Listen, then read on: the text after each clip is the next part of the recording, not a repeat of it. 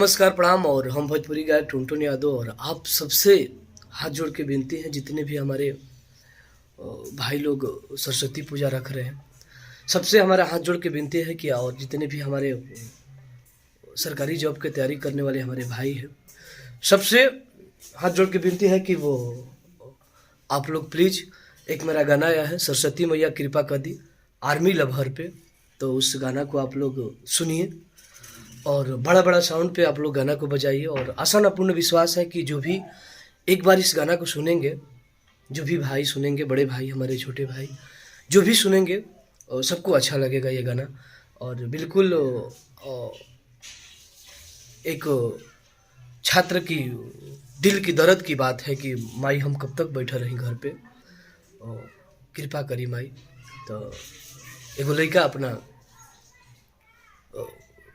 Girlfriend के साथ जाके भाई सरस्वती से गुहार करता, कहता हर की नइखे बने के हमारा सांसद विधायक, अमाही बस तने बना दा तू लायक।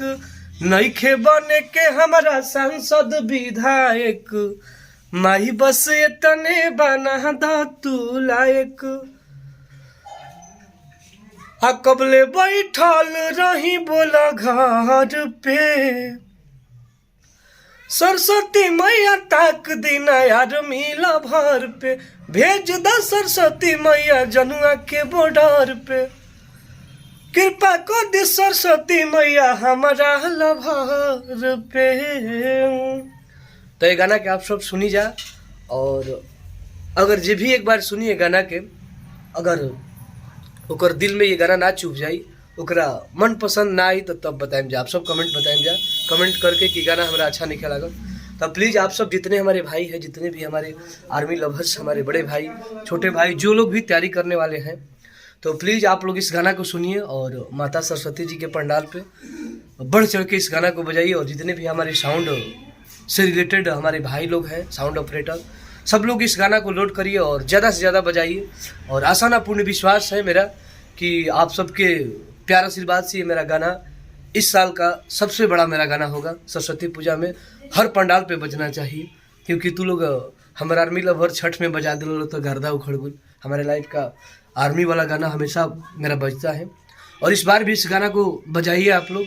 इतना प्यार दीजिए अपने भाई को कि वो मैं आप लोग के प्यार आशीर्वाद पा के गदगद हो जाऊँ। और बिल्कुल मैं वो छात्रों के, आर्मी लवर्स के दिल से गुजरने वाली बात को रख के हमने इस गाना को गाया है, और जिसका राइटर हमारे गीतकार सुनील सागर जी हैं, जिन्होंने मेरे लिए 99% गाना लिखते हैं। और म्यूजिक अनिल यादव, म्यूजिक आर्या शर्मा जी, और रिकॉर्डिंग हमारे अनिल यादव कालिका परिवार, और डुएट में शिल्पी राज जी गाई है। तो प्लीज़ आप सब इस गाना को सुनिए और भाई को इतना प्यार दीजिए, इतना प्यार दीजिए कि मैं खुशी से क्या बताऊँ। आप सबसे यही मेरा आग्रह है। Love you. जय हो भोजपुरी समाज, जय हो आर्मी लवर, जय हो हमारे भगवान स्वरूपी श्रोतागण।